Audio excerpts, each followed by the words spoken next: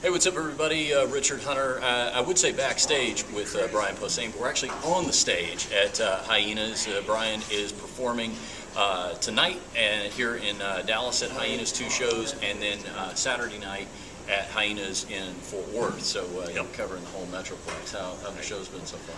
Thursday night was awesome. Yeah. Tonight was a lot of fun. I mean, I know. Last night. Sure. Yeah. Yeah. Last night was great. Trick of broadcasting there. You know, Brian, I probably first became aware of your stand-up with Comedians of Comedy, which made such an impact on me. And this was even before I was doing stand-up, but I'd had enough comedians on the air on my radio show to know that, to me, I mean, a lot of times the really fascinating stories are the stuff that happen in the van, on the plane, in the rental car, and that sort of thing. And I thought you guys did a great job of kind of telling that story. It's always kind of surprised me there's not more of that we don't get to see behind the scenes with comedians. Well, I think because unless you're on a tour with other guys, there's not, like, if you're by yourself, there's nothing to shoot. It's depressing. Like, if you shot me flying out here today, you would kill yourself after you watched it. Me, sludging through the airport and that kind of thing. But actually being in a van and doing it rock style, like we're a small band with our friends, that to me, I mean, that's one of the best experiences I've had in comedy. And I feel that same way about that. There's very few documentaries about comedy. There's like I Am Comic, which just came out and is great, but doesn't show the road angle, that doesn't show the touring thing. And even Comedian, that's Jerry Seinfeld, so that's a different level. That's like a guy that flies in everywhere and, gets on a limo.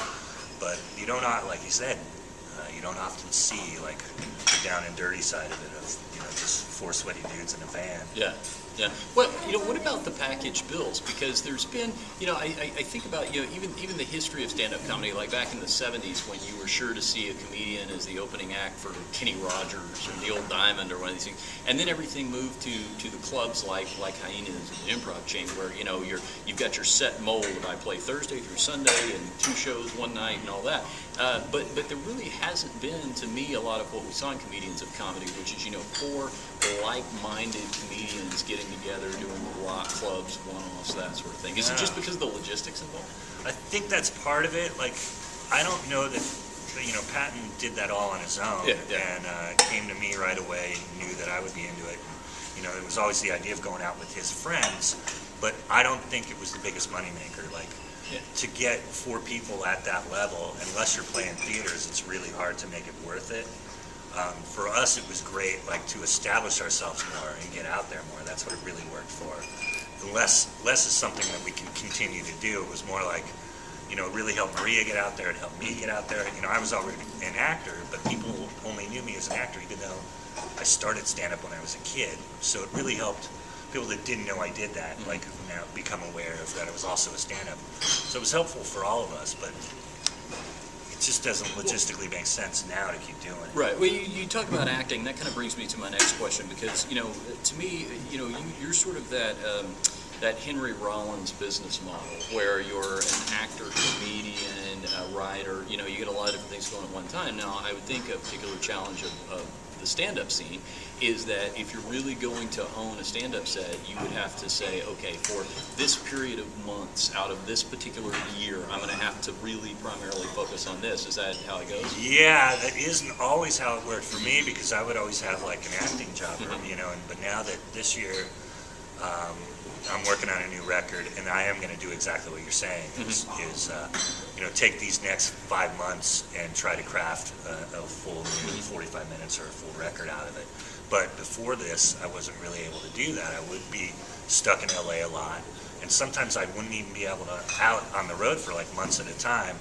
So yeah, it's hard to like stay fresh, and it's hard to stay prolific when you also have your brain on other stuff. But it is really important. Like some of my friends that are most prolific, like a guy like Louis C.K., he does do that.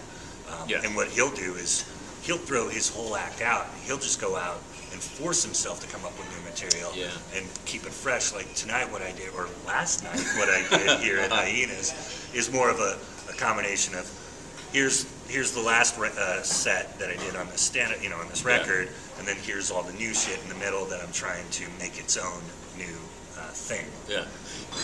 You're also a big metal fan, Brian. Now, I'm old enough to remember the days of, Sam Kinison uniting comedy with what was at that time, the metal bands. Yeah.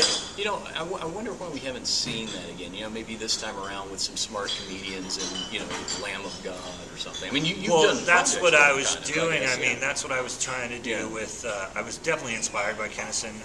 I loved, Wild Thing's not my favorite thing he ever did, and he used all these hair metal guys. Right.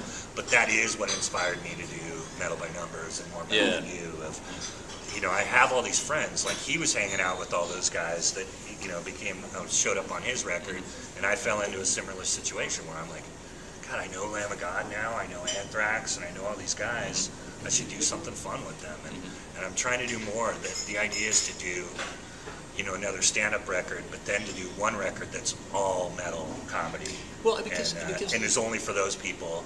Yeah. Because a lot of time I'll put my 2 songs at the end of my stand-up record, and not everybody who likes my stand-up also likes metal. So, well, but it's funny you said, because my thought about those 2 audiences is that metal is timeless in the sense that those fans are those fans, and they don't change. I mean, decade to decade, they're there.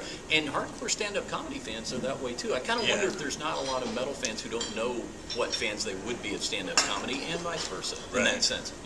Let's end here because Brian has throngs of fans waiting to greet him. But I want to ask you about your recent time on the Sarah Silverman program. Maybe your first time to play gay, not sure. Well done, sir. Clearly, thank you. You are a classically trained actor. But I want to ask you about bits on that show because I don't know how much who was specifically credited as a writer other than Sarah, obviously. But there were times I love the show first of all, and there were moments like the tab bit. Which I loved the tab bit, and I saw that you and your partner trying to outdo each other on who's a bigger fan of tab. But I saw that and I thought, this is a situation where if I were not a writer on this show, I would have to bite my lip because it looks like something I just want to jump into and come up with, brainstorm all the different ways somebody could be a big fan of tab. Right. I mean, was it organic that way? No, that episode was written the way you saw it. I mean, we do have room to improvise, but the scripts are always so solid that you don't really need to. That we're all friends. Like, we're friends with the director and all the other. The writing staff is really small, and that was just one of the scripts that I got right away. I read it over the weekend before the table read and went, "Holy shit, this thing is." Being because that's my other job is writing. Yeah. So a lot of times I will read a script and go, needs a bunch of work, and this needs this, and I never did that on Sarah scripts. They were always, it came to my house airtight. And that's one of the things I loved about that show. But like I said, we could be loose. You didn't need to be because it was all there. Those jokes were, it was so worked out. Yeah. Brian Posehn will be at Hyenas tonight in Dallas, Mockingbird Station, 2 shows, and then tomorrow night in Fort Worth, hyinascomedynightclub.com for details. And follow Brian on Twitter. I do, and it's worth it. You're one of the, sometimes Twitter, you start following somebody and you go, but... well, I make... It's real tough being a comic on there, too, because they expect you to just do the jokes, but then I also, it's a marketing thing. I got to let people know when I'm playing, so every once in a while somebody will go, say something funny. It's like, no. Yeah. Just come see the show.